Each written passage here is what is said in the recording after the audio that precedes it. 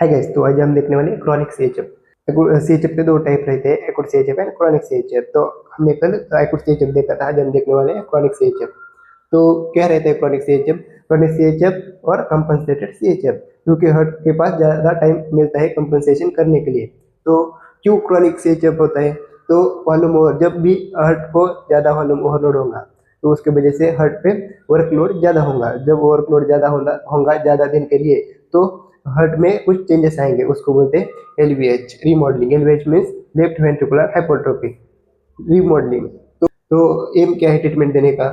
हम क्या करेंगे? डिक्रीज वर्क करेंगे, डिक्रीज वर्कलोड ऑन हार्ट। कैसे वर्कलोड डिक्रीज करेंगे? वेनोडायलेटर से फ्लूइड कम करेंगे, क्योंकि वॉल्यूम ओवरलोड हार्ट पे हो गया तो हम क्या करेंगे? फ्लूइड कम करेंगे। क्या देख सकते हैं? डाययूरेटिक। उसके बाद डिक्रीज एलवीएच रीमॉडलिंग। जो ड्रग एलवीएच रीमॉडलिंग डिक्रीज करता है तो वो मोर्टेलिटी बेनिफिट है, क्योंकि जो ड्रग एलवीएच रीमॉडलिंग करता है उसके वजह से मोर्टेलिटी कम होती है। तो कौन से ड्रग है वो मोर्टेलिटी को डिक्रीज करते हैं? तो देखो, beta blocker, AC inhibitor, RF and अल्डोस्टेरोन antagonist. हम एक एक ड्रग देखेंगे अभी। जो कौन सा ड्रग है वर्क डिक्रीज करता है? वैसोडाइलेटर। अब वैसोडाइलेटर देखेंगे। वैसोडाइलेटर में वेनोडाइलेटर, अल्ट्रोडाइलेटर। वेनोडाइलेटर कौन सा है? नाइट्रेट है। अल्ट्रोडाइलेटर कौन सा है? हाइड्रोलाइजिन है। अल्टेरियो प्लस वेनोडाइलेटर किसका इफेक्ट है? एसी इनहिबिटर दिखाता है, आरएफ एंड सोडियम हाइड्रोक्साइड दिखाता है। उसके बाद देखेंगे फ्लूइड कम करता है। कौन से ड्रग फ्लूइड कम करता है? दैट इज वॉल्यूम ओवरलोड कम करेगा, that is loop diuretic, furosemide and torsemide. उसके बाद देखेंगे LVH and decrease LVH, that is decrease cardiac remodelling. तो कौन कौन से ड्रग हमने देखे हैं? तो उसमें फर्स्ट आता है बीटा ब्लॉकर। बीटा ब्लॉकर के एग्जांपल पे एग्जाम में आते हैं, तो कौन कौन से एग्जांपल है? कार्बिडाइवाल, मेटाप्रोलॉल एंड बिस्प्रोलॉल। तो याद कैसे रखेंगे? का में बी, सी ए यानी केम कर सकते हैं हम, केम बाय। तो देखो ऐसे आप याद कर सकते हैं, एग्जाम में एग्जाम्पल आते हैं। तो उसके बाद देखेंगे beta blocker contraindicated in acute CHF. क्यों? क्योंकि एक्यूट सीएचएफ में रिक्वायरमेंट क्या है? हार्ट को कॉन्ट्रैक्ट करना चाहिए। हम हाई से ड्रग देते कि हार्ट कॉन्ट्रैक्ट करेगा, तो बीटा 1 अगोनिस्ट देते हैं हार्ट एक्यूट सीएचएफ में। तो क्रॉनिक सीएचएफ में क्या देते हैं? बीटा ब्लॉकर देते हैं, क्योंकि वो एलवीएच, जो एलवीएच रिमॉडलिंग है वो कम करते हैं। उसके बाद देखेंगे dose of beta blocker gradually increase in CHF. Gradually increase करते हैं। क्यों? क्योंकि high dose of beta blocker में cause decompensation lead to acute heart failure. High dose देंगे तो एक्यूट हार्ट फेलियर हो सकता है। उसके बाद देखेंगे ये मैकेनिज्म कैसा रहता है, जो कि एलवीएच रिमॉडलिंग होता है। तो हम देखेंगे अब मैकेनिज्म ऑफ एलवीएच रिमॉडलिंग। तो जब सीएचएफ होगा तो क्या? क्रॉनिक हार्ट फेल हो। जब हार्ट फेल होगा तो कार्डियक आउटपुट कम होगा। कार्डियक आउटपुट जब कम होगा तो कौन सा सिस्टम एक्टिवेट होगा? Sympathetic system. जब सिंपैथेटिक सिस्टम एक्टिवेट होगा, क्यों? क्योंकि हार्ट को कार्डियक आउटपुट बढ़ाना है, इसलिए सिंपैथेटिक सिस्टम एक्टिवेट होगा। सिंपैथेटिक सिस्टम एक्टिवेट होगा तो क्या वो प्रोड्यूस करेगा? Nor adrenaline. नॉर एड्रेनलिन जब आएगा तो नॉर एड्रेनलिन किस रिसेप्टर पे एक्ट होते हैं? Alpha 1, alpha 2 and beta 1। हमको बीटा 1 रिसेप्टर की यहाँ जरूरत है। तो देखो, बीटा 1 कहाँ रहता है? हार्ट में रहता है and JG cell of the kidney में रहता है। JG cell of the kidney में रहता है। तो जब noradrenaline, beta 1 receptor of JG cell that is kidney and beta 1 receptor heart पे एक्ट होगा, तो बीटा 1 रिसेप्टर हार्ट पे जो रहता है उस पे नॉर एड्रेनलिन एक्ट होगा तो कार्डियक आउटपुट इंक्रीज होगा। जब ज्यादा दिन के लिए कार्डियक आउटपुट इंक्रीज होगा तो उसके वजह से क्या हो सकता है? एलवीएच हो सकता है, that is left ventricular hypertrophy. उसके बाद होगा एलवीएच रिमॉडलिंग, तो उसके वजह से क्या होगा? लास्ट में डेथ होगा। तो इधर ऐसा है। तो हम देखेंगे जब एड्रेनलिन बीटा 1 जेजी सेल पे एक्ट होता है तो उधर क्या होता है? रेनिन प्रोड्यूस होता है। जब रेनिन प्रोड्यूस होगा तो हम देखते हैं एंजियोटेंसिनोजन कन्वर्जन। एंजियोटेंसिन फर्स्ट में कौन करता है? रेनिन करता है। एंजियोटेंसिन फर्स्ट का कन्वर्जन एंजियोटेंसिन सेकंड में कौन करता है? एसी करता है। एंजियोटेंसिन कन्वर्टिंग एंजाइम वो कौन प्रोड्यूस करता है? लंग्स प्रोड्यूस करता है। तो जब एंजियोटेंसिन फर्स्ट का कन्वर्जन एंजियोटेंसिन सेकंड में होगा तो एंजियोटेंसिन सेकंड कहाँ का एक्ट होता है? एंजियोटेंसिनोजन रिसेप्टर पे एक्ट होता है, दैट इज 81 रिसेप्टर पे एक्ट होता है। तो 81 रिसेप्टर कहाँ रहते हैं? जो एड्रेनल ग्लैंड है उधर रहते हैं। एड्रेनल मेडुला में रहते हैं एंड एड्रेनल कॉर्टेक्स में भी रहते हैं और ब्लड वेसल में भी रहते हैं। ब्लड वेसल में क्या इफेक्ट है? वैसोकंस्ट्रिक्ट करेगा। एड्रेनल मेडुला में क्या होगा? एड्रेनलिन और एड्रेनल सीक्रेट करेगा। एंड जब एड्रेनल कॉर्टेक्स में एक्ट होगा तब क्या होगा, अल्डोस्टेरोन सीक्रेट होगा, अल्डोस्टेरोन प्रोड्यूस होगा। तो उसकी वजह से क्या होगा, जो अल्डोस्टेरोन है जब ब्लड में आएगा तब जो कलेक्टिंग डक्ट है उसको बेसोलेटरल मेम्ब्रेन पे अल्डोस्टेरोन रिसेप्टर रहते हैं। ये भी क्वेश्चन आता है, अल्डोस्टेरोन के रिसेप्टर कहाँ रहते हैं, तो basolateral membrane of the collecting duct. तो उधर एक चैनल रहता है sodium and potassium H+ channel रहता है। तो जब अल्डोस्टेरोन कलेक्टिंग डक्ट पे एक्ट होगा तो क्या होगा, सोडियम एब्जॉर्ब होगा एंड पोटेशियम और H+ एक्सक्रीट होगा। जब सोडियम के साथ कौन एब्जॉर्ब होता है, और वाटर एब्जॉर्ब होता है। जब अल्डोस्टेरोन की एक्टिविटी ज्यादा दिन रहेंगे तो क्या होगा, ज्यादा वाटर एब्जॉर्ब होगा, उसके वजह से क्या होगा, वॉल्यूम ओवरलोड ज्यादा हो सकता है।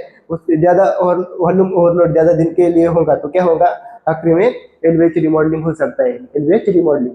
उसके बाद आता है एसी इनहिबिटर, एसी इनहिबिटर। तो एसी इनहिबिटर के एग्जांपल कौन से, कैप्टोप्रिल, लिसिनोप्रिल, इनालेप्रिल एंड रैमिप्रिल। जो कैप्टोप्रिल एंड लिसिनोप्रिल है वो एक्टिव ड्रग है। तो कैसे याद रखेंगे, ACL anterior cruciate ligament, A means active, C means captopril, L means lisinopril, ये भी इंपॉर्टेंट है। And generally ACE inhibitor product रहते हैं दैट इनएक्टिव फॉर्म में रहते हैं। तो कौन से, इनालेप्रिल है, रैमिप्रिल है। इनालेप्रिल का कन्वर्जन इनालेप्रिट में होता है, रैमिप्रिल का कन्वर्जन रैमिप्रिलेट में होता है, ये एक्टिव फॉर्म है। और एक जब एसी क्या करता है, ब्रैडिकाइनिन को डिग्रेड करता है, एसी एंजियोटेंसिन कन्वर्टिंग एंजाइम क्या करता है, ब्रैडिकाइनिन को डिग्रेड करता है। जब एसी इनहिबिटर देंगे तो क्या होगा, ब्रैडिकाइनिन की बी लेवल इंक्रीज करेंगे सब्सटेंस के यानी प्रोस्टाग्लैंडिन के। जब ब्रैडिकाइनिन इंक्रीज होगा तो उसकी वजह से साइड इफेक्ट क्या हो सकता है एसी इनहिबिटर का, प्रोफैट एंजियोएडिमा। तो हम अब देखेंगे जो एलवीएच रिमॉडलिंग के ड्रग वो कैसे मोर्टेलिटी डिक्रीज करते हैं। हम एलवीएच रिमॉडलिंग कैसे अवॉइड कर सकते हैं, तो देखो जब बीटा ब्लॉक कर देंगे तो ये साइकिल इधर तक जाएंगी नहीं, एलवीएच रिमॉडलिंग तक। जब हम एसी इनहिबिटर देंगे, आरएफ देंगे, angiotensin receptor blocker and अल्डोस्टेरोन antagonist, तो एलवीएच रिमॉडलिंग नहीं होगा। तो ये ड्रग है that is beta blocker, AC inhibitor, RF and अल्डोस्टेरोन। आपको ये मैकेनिज्म याद रहेगा तो आपको ये ड्रग भी याद रहेंगे जो कि कार्डियक मोर्टेलिटी डिक्रीज करते हैं सीएचएफ पेशेंट में। उसके बाद देखेंगे साइड इफेक्ट। अब याद कैसे रखेंगे, कैप्टोप्रिल, कैप्टोप्रिल करके याद रखेंगे। अब हम एसी इनहिबिटर एंड आरएफ दोनों पे भी साइड इफेक्ट देखेंगे। सी फॉर क्या है, कफ, दैट इज ड्राई कफ। क्यों आता है, जब एसी इनहिबिटर देंगे तो ब्रैडिकाइनिन की लेवल बढ़ जाएंगे क्योंकि ब्रैडिकाइनिन डिग्रेड ही नहीं होगा। उसकी वजह से जब ब्रैडिकाइनिन की लेवल बढ़ेंगे तब ड्राई कफ होता है। एंजियोएडिमा वो भी ब्रैडिकाइनिन की लेवल के वजह से ही होता है। ये सिर्फ एसी इनहिबिटर के साइड इफेक्ट है। और पी फॉर क्या है, प्रोड्रग्स, प्रोड्रग्स और inactive form, inhibitor are prodrugs that is inactive form, except कौन से है, कैप्टोप्रिल एंड लिसिनोप्रिल, वो की एक्टिव फॉर्म है। वो कैसे याद रखेंगे, ACL that is anterior cruciate ligament, A for active, C for captopril and L for lisinopril, ऐसे याद रखो। उसके बाद आएगा T, T for taste alteration हो सकता है, O for orthostatic hypotension, orthostatic hypotension, तो most significant side effect associated with captopril. उसके बाद आएगा पी, पी फॉर क्या, contraindicated in pregnancy, R means क्या, contraindicated in bilateral renal artery stenosis, exam में आते हैं। उसके बाद आई फॉर क्या, increase potassium that is hyperkalaemia. तो हम कभी भी एसी इनहिबिटर एंड आरएफ्स साथ में नहीं देंगे क्योंकि एसी इनहिबिटर और जो आरएफ्स है उनके साथ हम स्पाइरोनोलैक्टोन या पोटेशियम पेरिंग डायरेटिक नहीं देते क्योंकि उनका भी साइड इफेक्ट हाइपरकैलेमिया है एंड इनका भी साइड इफेक्ट हाइपरकैलेमिया है। उसके बाद आता है एल, एल फॉर क्या, low risk of diabetic nephropathy. जब डायबिटिक पेशेंट होगा तो हम एसी इनहिबिटर प्रेफर करेंगे, एसी इनहिबिटर और आरएफ्स प्रेफर करेंगे क्योंकि वो डायबिटिक नेफ्रोपैथी कम करता है। Low risk of diabetic nephropathy, ये साइड इफेक्ट नहीं है, ये यूज है। उसके बाद आएगा न्यूट्रोपेनिया, रेयर साइड इफेक्ट है। अब याद रखो कैप्टोप्रिल ऐसा निमोनिक है तो एसी इनहिबिटर सिर्फ CAP ही साइड इफेक्ट है। उसके बाद जो एसी इनहिबिटर एंड आरएफ का साइड इफेक्ट ये है टोप्रिल, TOPRIL है, एसी इनहिबिटर भी करता है एंड आरएफ भी साइड इफेक्ट करता है। तो एल मीन्स क्या, low risk of diabetic nephropathy, तो डायबिटिक नेफ्रोपैथी रिस्क कम करता है ये ड्रग, ये साइड इफेक्ट नहीं है। तो उसके बाद देखेंगे एनालेप्रिट, इनलेप्रिल क्या है? Active form of enalapril. हमने देखा था जो एसी इनहिबिटर है, all ACE inhibitor are prodrug except Asia. तो इनलेप्रिल का एक्टिव फॉर्म क्या है? इनलेप्रिल है, जो कि आईवी रूट से अवेलेबल है। तो देखो हम ये कहाँ यूज कर सकते हैं? हाइपरटेंसिव इमरजेंसी में, क्योंकि जो कोई सी भी इमरजेंसी होते हैं तो हम आईवी रूट ही प्रेफर करते हैं, क्योंकि वो कम टाइम में एक्शन दिखाता है। इनलेप्रिल हाइपरटेंसिव इमरजेंसी में क्यों यूज करते हैं? क्योंकि वो आईवी फॉर्म में है, आईवी रूट अवेलेबल है उस ड्रग का। तो AC inhibitor usually avoided in pheochromocytoma patient, क्योंकि जो फियोक्रोमोसाइटोमा पेशेंट है वो हाई रेनिन एक्टिविटी उसमें रहती है। जब भी हमने देखा है रैस मैकेनिज्म देखा था, तो उसमें क्या रहता है? जब हम एसी इनहिबिटर देंगे तो क्या होगा? अब्रप्ट इनहिबिशन ऑफ रास, उसके वजह से क्या होगा? सीवियर हाइपोटेंशन होगा। तो हम फियोक्रोमोसाइटोमा पेशेंट में एसी इनहिबिटर नहीं देते।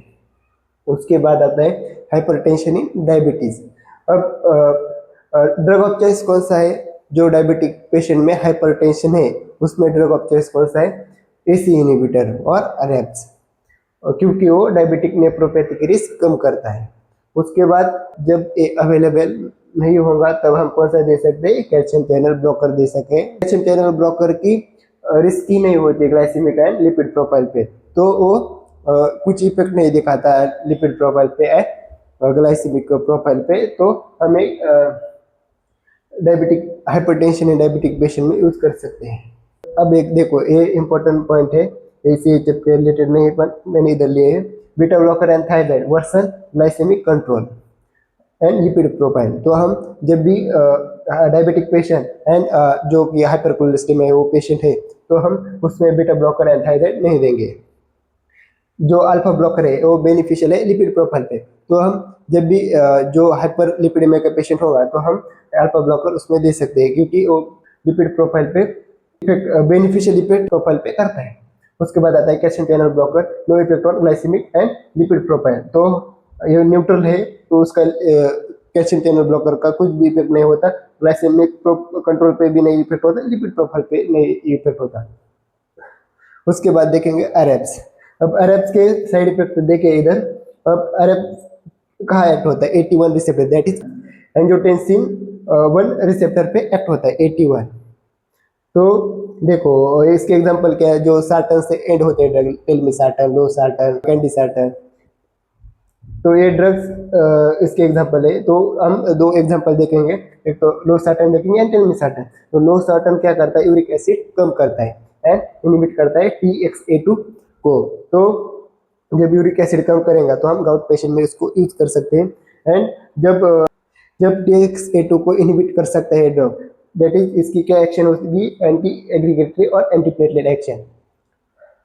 एंड टेलमिसार्टन दो पॉइंट है टेलमिसार्टन के। एक तो ये स्टिमुलेट करता है PPAR गैमा रिसेप्टर को। जब भी कोई PPAR गैमा रिसेप्टर को स्टिमुलेट करेगा वो क्या करता है? रिवर्स इंसुलिन रेजिस्टेंस होगा। सेफ्लिग्यूइन CRF पेशेंट जो कि क्रॉनिक रीनल फेलियर का पेशेंट है, उसमें हम टेलमिसार्टन दे सकते हैं, क्योंकि ये एक्सक्रीट नहीं होता है रीनल रूट से, एक्सक्रीट होता है बिलियरी रूट से। तो हम CRF पेशेंट में सेपरेट दे सकते हैं।